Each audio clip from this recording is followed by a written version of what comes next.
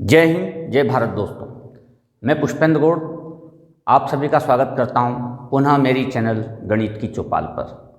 दोस्तों, कक्षा 9वीं में गणित विषय में आज से हम नया अध्याय से प्रारंभ कर रहे हैं और वो है चतुर्भुज। एक बहुत महत्वपूर्ण अध्याय है चतुर्भुज, ज्यामिति से भी जुड़ा हुआ है। दूसरा, चतुर्भुज का बहुत उपयोग हमारे साधारण जीवन में भी काम में आता है। तो आइए हम इसकी शुरुआत करते हैं। तो सबसे पहले हम चतुर्भुज का परिचय प्राप्त करेंगे। तो जब चतुर्भुज की हम बात करते हैं तो किसी तल में अगर हम 4 संरेख बिंदु बनाएं, तो जब 4 संरेख बिंदु को बनाते हैं तो दोस्तों इनको मिलाने पर हमें एक सरल रेखा प्राप्त होती है। लेकिन अगर मैं 3 संरेख बिंदु बनाता हूं और एक बिंदु इनके साथ असंरेख है, तब हमें त्रिभुज प्राप्त होता है।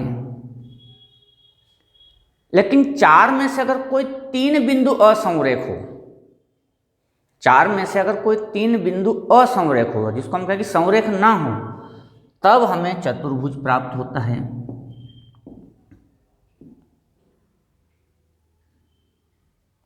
किसी भी प्रकार से चतुर्भुज हमारा प्राप्त होता है। तो अगर हम परिभाषा की ओर बढ़ें तो अगर 4 में से यदि कोई 3 असंरेख बिंदु हों और उन्हें आपस में मिलाया जाए तो एक बंद आकृति प्राप्त होती है। इस बंद आकृति को ही चतुर्भुज कहा गया। चतुर्भुज को अगर हम देखें तो इसमें 4 भुजाएं होंगी और 4 शीर्ष होंगे। इस प्रकार से यह चतुर्भुज हमें प्राप्त होता है। अगर हम चतुर्भुज को देखें तो विभिन्न आकार में प्राप्त होते हैं। ये भी चतुर्भुज है, ये भी चतुर्भुज है, ये भी चतुर्भुज है, ये भी चतुर्भुज है और ये भी चतुर्भुज है, ये भी एक चतुर्भुज है। तो इस प्रकार से हमें विभिन्न प्रकार के आकार एवं आकृतियों में चतुर्भुज की प्राप्ति होती है। चतुर्भुज के लिए मुख्य रूप से आपको देखना होगा 4 भुजाएं हों, 1 2 3 4। ये चारों भुजाएं एक बंद आकृति बनाती हो। खुली आकृति चतुर्भुज नहीं है, जैसे कि 1 भुजा, 2 भुजा, 3 भुजा और 4 भुजा। भुजा तो यहाँ भी 4 है, लेकिन ये खुली आकृति है, इसलिए हम इसको चतुर्भुज नहीं कहेंगे। हम हमारे आसपास कई आकृतियां देखते हैं। आप अपने क्लासरूम में बोर्ड को देखते हैं,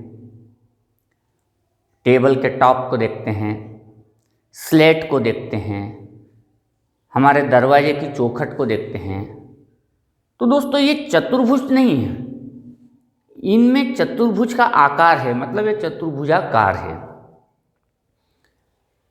चतुर्भुज के आकार की हो सकती है। अगर आपके कमरे का फर्श है तो वो चतुर्भुज के आकार का है, लेकिन वो स्वयं चतुर्भुज नहीं है, क्योंकि चतुर्भुज होने के लिए एक समतल में एक पृष्ठ ही होता है। अगर आप एक टाइल्स को उठा करके देखेंगे तो उसका ऊपरी सतह केवल चतुर्भुज के आकार की है, पूरी टाइल्स तो घनाभ के आकार की है। इसलिए हम हमारे दैनिक जीवन में ऐसा कोई उदाहरण नहीं पाते कि वो चतुर्भुज हो। हाँ, हम ऐसा उदाहरण जरूर पाते हैं कि वो चतुर्भुज के आकार का है। इसलिए वास्तविक जीवन में कोई ऐसा उदाहरण उपलब्ध नहीं है कि कोई वस्तु स्वयं चतुर्भुज हो। ऐसी कोई वस्तु हमारे पास नहीं है कि जो स्वयं एक चतुर्भुज हो। हाँ, उसमें चतुर्भुज का आकार हो सकता है। अगर इस बोर्ड को आप देखेंगे तो इसके ये जो सतह है ये चतुर्भुज के आकार का है, या ये जो बोर्ड है ये चतुर्भुज के आकार का है, या आपके कमरे की कोई दीवार का जो ऊपरी पृष्ठ है वो चतुर्भुज के आकार का है। इसलिए हम चतुर्भुजाकार खेत कहते हैं, चतुर्भुज नहीं कहते। तो ऐसी कोई वस्तु नहीं है जो स्वयं चतुर्भुज हो। तो चतुर्भुज को इस प्रकार से समझना चाहिए। चतुर्भुज के विभिन्न प्रकारों का वर्णन हम आगे पढ़ेंगे। तो इस प्रकार से हम विभिन्न आकृतियों को देख करके उसमें समझ पाते हैं कि चतुर्भुज का आकार कैसा है, और ये विभिन्न प्रकार के इसके उदाहरण भी हैं, जिसमें 4 भुजाएं होती हैं और साथ ही साथ 4 शीर्ष होते हैं। आइए अब हम इसमें एक महत्वपूर्ण गुण है चतुर्भुज का कोण योग गुण, इसको हम पढ़ते हैं, एक प्रमेय भी है। चतुर्भुज का एक महत्वपूर्ण गुण है जिसको हम बोलते हैं चतुर्भुज का कोण योग गुण। अब चतुर्भुज का कोण योग गुण क्या है? तो चतुर्भुज के चारों कोणों का योग 360 डिग्री होता है, ये हमें सिद्ध करना है। ये बहुत महत्वपूर्ण गुण है, इसका अक्सर उपयोग में आता है। कोई भी किसी भी प्रकार का आप चतुर्भुज ले लें, यहाँ कोई ऐसा निश्चित नहीं है। हमने एक कोई सा भी चतुर्भुज लिया ABCD, और हमें बताना है कि इसके चारों कोणों का जो योग है वो 360 डिग्री होता है। तो सबसे पहले हमें लिखना होता है दिया है,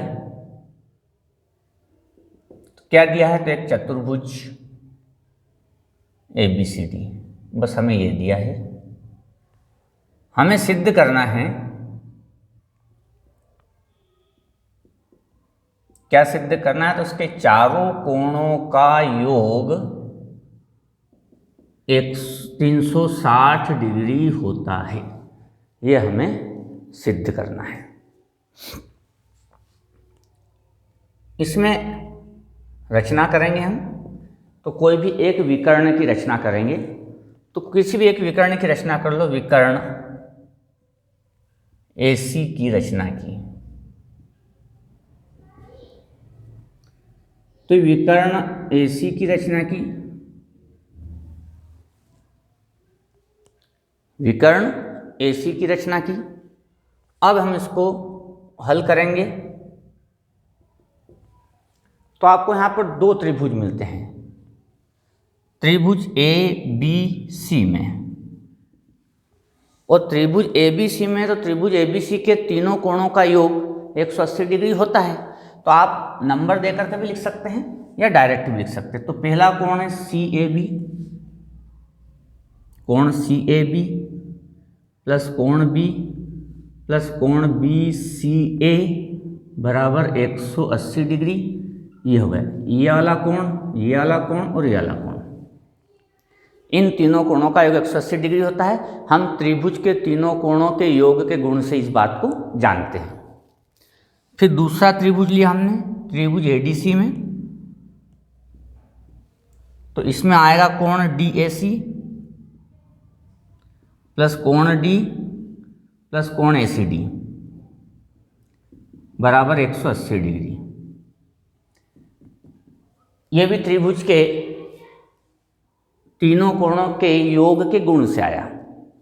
ये वाला कोण, ये वाला कोण और ये वाला कोण, इन तीनों कोणों के योग के गुण से। अब समीकरण 1 व 2 को जोड़ने पर, समीकरण 1 व 2 को जोड़ने पर, समीकरण 1 है कोण CAB प्लस कोण B प्लस कोण BCA प्लस कोण DAC प्लस कोण D प्लस कोण ACD बराबर हो गया 180 प्लस 180। ये हमारी समीकरण 1 और 2 को हमने जोड़ा। अब इसको हम व्यवस्थित कर लेते हैं। जो कोण CAB है, इसके साथ मैंने लिख दिया कोण DAC, इसको लिख दिया।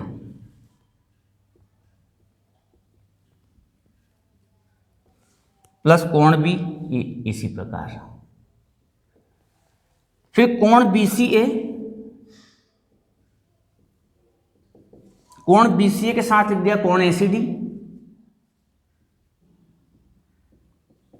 ये भी हो गया। अब बच गया कोण D बराबर हो गया 180 प्लस 180 360। कोण CAB प्लस DAC, कोण CAB प्लस DAC ये वाला कोण, और इन दोनों कोण को जोड़ने पर पूरा कोण बन जाता है कोण A प्लस कोण B इसी प्रकार, प्लस कोण BCA, कोण BCA ये वाला कोण, कोण ACD, कोण ACD ये वाला कोण, दोनों कोण जोड़ने पर पूरा कोण बन गया कोण C प्लस कोण डी बराबर 360 डिग्री, और यही चतुर्भुज के चारों कोणों के योग का गुण है। एक महत्वपूर्ण सूत्र बन जाता है जिसका अक्सर प्रयोग में आता है, और एक तरह से प्रमेय भी हो गई। आप आसानी से इस प्रमेय को हल कर सकते हैं, इस गुण को समझ सकते हैं। अब इस सूत्र का प्रयोग हम कई जगह चतुर्भुज के कोणों को ज्ञात करने में या कई संक्रियाओं का उपयोग करने में हम इसका उपयोग करते हैं। कई बार रैखिक समीकरणों में भी हम इसका उपयोग कर लेते हैं किसी अज्ञात कोण को ज्ञात करने में। तो बहुत सारी जगह ये सूत्र काम में आता है, इसलिए इसको आप भली भांति समझ लीजिए। अगले वीडियो में हम इसकी और विशेषताओं को लेकर के आएंगे। अध्याय नया है, लगातार देखते रहें तो आप पूरा अध्याय आसानी से समझ पाएंगे, और मेरी चैनल को सब्सक्राइब जरूर कर लीजिए ताकि आपको मेरे सारे वीडियो लगातार प्राप्त होंगे। पुनः मिलेंगे। जय हिंद, जय भारत।